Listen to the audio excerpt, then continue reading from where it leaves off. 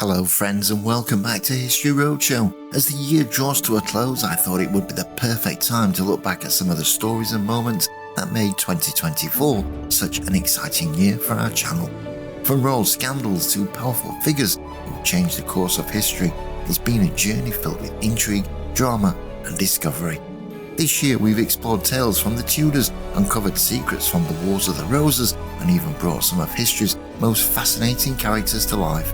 So today, I'm counting down the top 12 videos of the year, your favourites and mine, celebrating the incredible journey we've shared together in 2024. The Queen was deeply troubled by her mother's escalating financial demands, mainly when Edward Heath's Conservative cabinet in 1972 dismissed a proposal from the palace to double the Queen Mother's civil list payment from $70,000 to $140,000, fearing public criticism. The civil list payment eventually rose to $95,000 in 1972, reaching $334,400 by 1990, and ultimately $643,000. Despite this and a 100% tax exemption from the Treasury, it was still insufficient. The annual wage bill for the staff at Clarence House alone amounted to $1.5 million. The household, comprising 60 members including housekeepers, butlers, chefs and gardeners, with 27 living on the premises rent-free, maintained a high standard of service.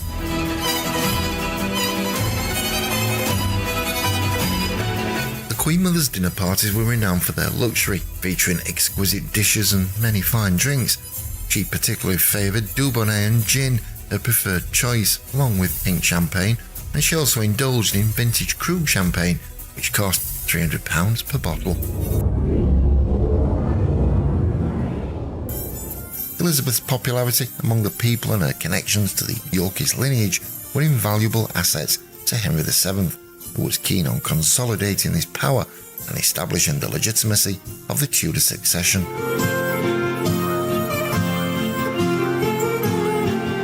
Despite the political nature of their marriage, evidence suggests that Elizabeth and Henry VII shared a relationship marked by mutual respect and affection. Elizabeth proved to be a supportive partner to Henry, complementing his cautious and often reserved nature with her grace and warmth. Their union produced 8 children, including the future Henry VIII and Margaret Tudor, who would play significant roles in English and Scottish history. Elizabeth's role in the Tudor ascendancy was not limited to her marriage and motherhood. She was actively involved in the administration of the realm, particularly in charitable works and the patronage of educational and religious institutions. Her influence in the court helped to soften the more austere aspects of Henry's reign, and her contributions to the cultural life of the court laid the groundwork for the Renaissance influences that would flourish under her son, Henry VIII.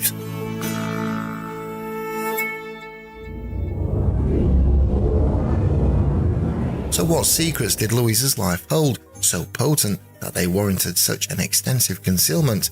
Hawksley's quest for answers became a race against the shadows of history, determined to uncover the truth behind the silence.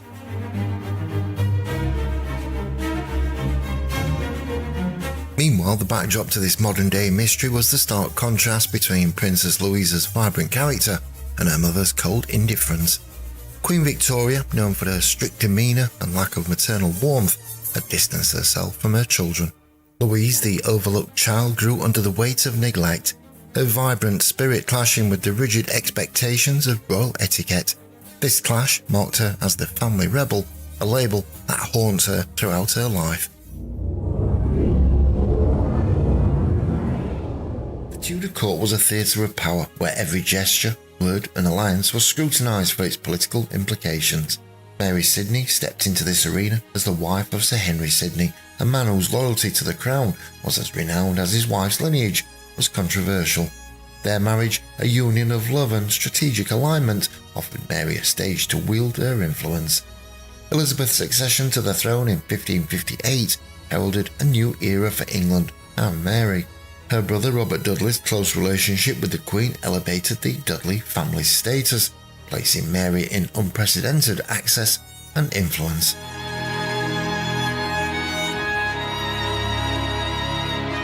As a lady-in-waiting, Mary's role extended beyond mere companionship to the Queen. She was a confidant and an advisor, privy to the monarch's most private thoughts and public strategies. The smallpox incident in 1563 was pivotal for Mary and Elizabeth's relationship. When the Queen fell ill, the court was thrown into disarray, with fear of the monarch's death and the succession crisis that would follow. Mary, disregarding her safety, nursed Elizabeth through the illness, an act of loyalty that left her scarred but significantly deepened the bond between the two women. This act did not just signify Mary's courage, it was a declaration of her unwavering loyalty to Elizabeth, a loyalty that would be tested in the years to come.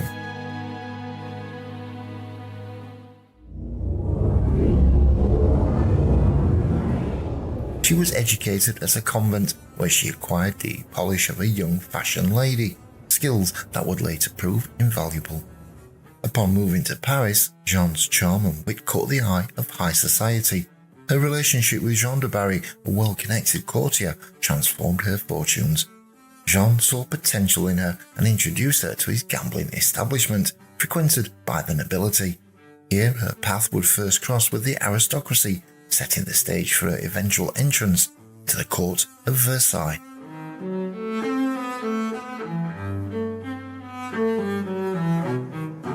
Madame de Barry's transition from Jeanne Bécu, a commoner, to the king's mistress was strategic and serendipitous. After catching the attention of Parisian high society through her association with Jean de Barry, her path took a decisive turn when she captivated King Louis XV. Alexandra frequently reminded Olga of her responsibility to set an excellent example for her younger siblings, urging her to influence them positively. Yet Olga often found it challenging to manage her siblings, especially her younger brother, Tsarevich Alexei. At family dinners, Alexandra expected Olga to control Alexei's often unruly behavior.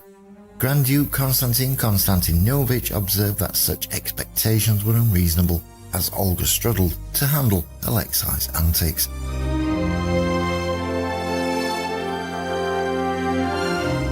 Olga shared a special bond with her paternal aunt and namesake, Grand Duchess Olga Alexandrovna, who noted their similar characters as the basis for their strong understanding of each other.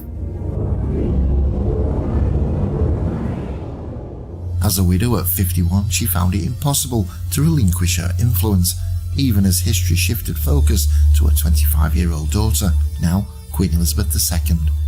Her influence was so significant that it shaped the early years of her daughter's reign, often leading to clashes with Prince Philip's modernising vision. Prince Philip meanwhile faced his challenges as the new prince consort. Though reluctant to abandon his naval career, he accepted his role with a sense of duty. He wanted to modernise the monarchy, which he saw as outdated. One striking example of this antiquated system was sending footmen with handwritten notes through Buckingham Palace's labyrinth corridors instead of using the telephone. These scenarios vividly depict a royal family grappling with change, as Philip's modernising vision clashed with the Queen Mother's traditionalist approach.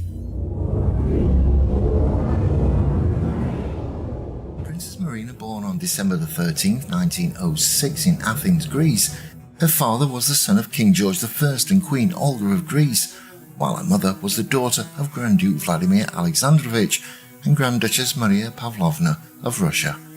It made Marina a granddaughter of Christian IX of Denmark and Emperor Alexander II of Russia. Marina had two sisters, Princess Olga and Princess Elizabeth. Olga married Prince Paul of Yugoslavia, who later served as Prince Regent. Elizabeth married Karl Theodor, Count of Turin-Jettenbach. Notably, Marina's uncle was Prince Andrew of Greece and Denmark, making her and her sisters first cousins of Prince Philip, the Duke of Edinburgh.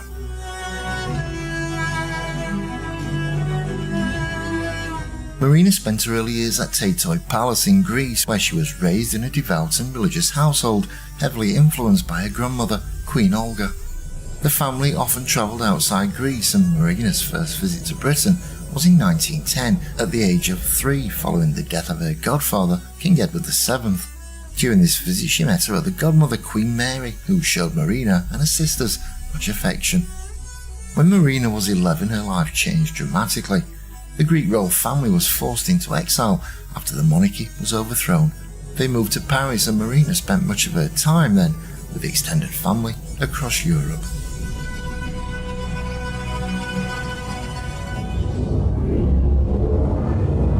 Little is documented about Percy's early years, but like most noble boys, he was likely educated in matters befitting his future role as an earl. He would have been trained in courtly etiquette, governance and religious duties. As a young man, Percy entered the household of Cardinal Thomas Wolsey, King Henry VIII's trusted advisor, as a page, an enviable position for an aristocratic youth, offering invaluable exposure to the intricacies of court life. Wolsey soon recognised Percy's talents, promoting him to the role of secretary, a significant step up for a young man aspiring to influence. Percy would have gained first-hand insight into the inner workings of English politics and courtly power in this capacity. It was an unparalleled education in ambition, governance and statecraft, placing Percy in the orbit of the kingdom's most powerful men. With his son's promising position and connections, the elder Percy began contemplating Henry's future, particularly securing a suitable marriage. This pivotal stage would soon intersect with Anne Boleyn's ambitions, setting the stage for the love story that almost changed history.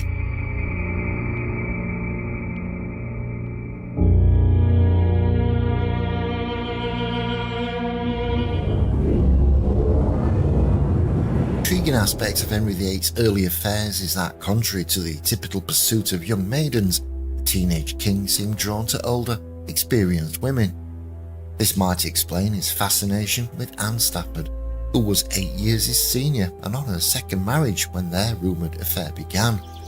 This age difference and Anne's previous marital experience could have contributed to a more mature and complex relationship, challenging the traditional narrative of Henry's romantic pursuits.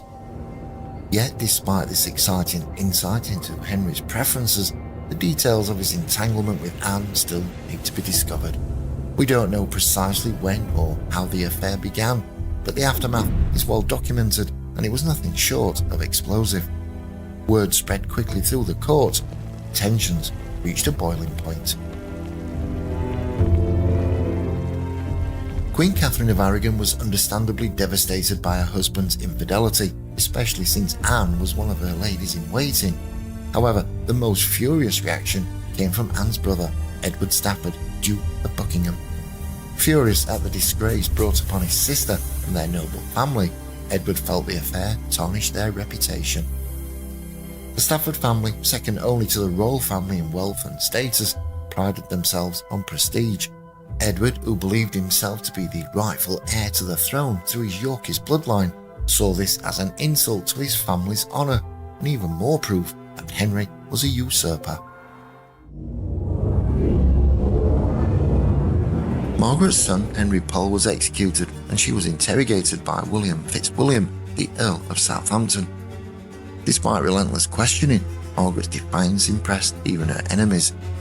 Fitzwilliam conceded and said, "We suppose that there hath not been seen or heard a woman so earnest in her countenance, manly in continuance, and so precise in gesture or words."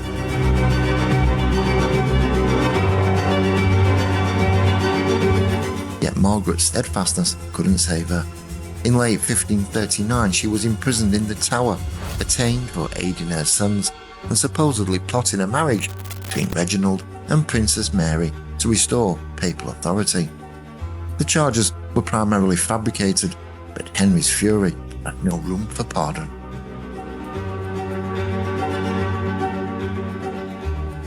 Margaret's imprisonment was grim yet relatively comfortable.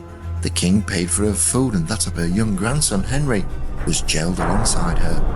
She had a servant and even received clothes from Catherine Howard's tailor.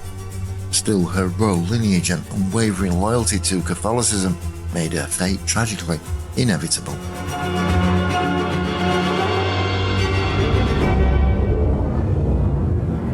Margaret Douglas was already making waves. Clever, poised and reportedly beautiful, she had caught the attention of her uncle, Henry VIII, who was growing increasingly anxious about his lack of a male heir. As a potential successor, third in line then, Margaret was summoned to London to live near the royal court. She became part of her cousin Mary's household, where the two quickly developed a deep connection that would endure through all the twists and turns of their tumultuous lives. Their closeness deepened when Mary was declared illegitimate after Henry's marriage to Anne Boleyn. This twist elevated Margaret in the line of succession and brought her closer to the throne.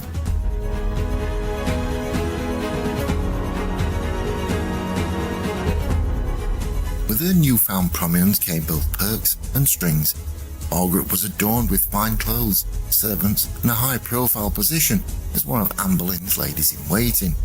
However, their marriage became a matter of state, not sentiment, in Henry's eyes. Margaret, however, had other plans. She had fallen deeply in love with Thomas Howard, Anne Boleyn's dashing young uncle, just 4 years her senior. Their romance, though passionate, was also perilous. Engaged in secret, they risked everything for love in a time when personal choice in marriage was a rare luxury.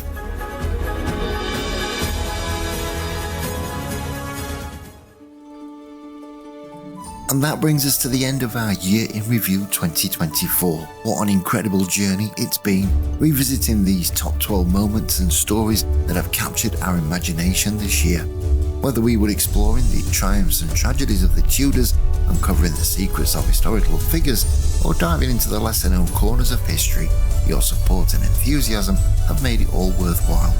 Thank you for joining me on this journey, for your comments, your questions, and your shared passion for history.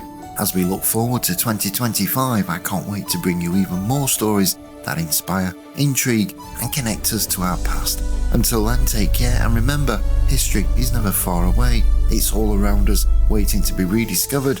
So we'll see you in the new year.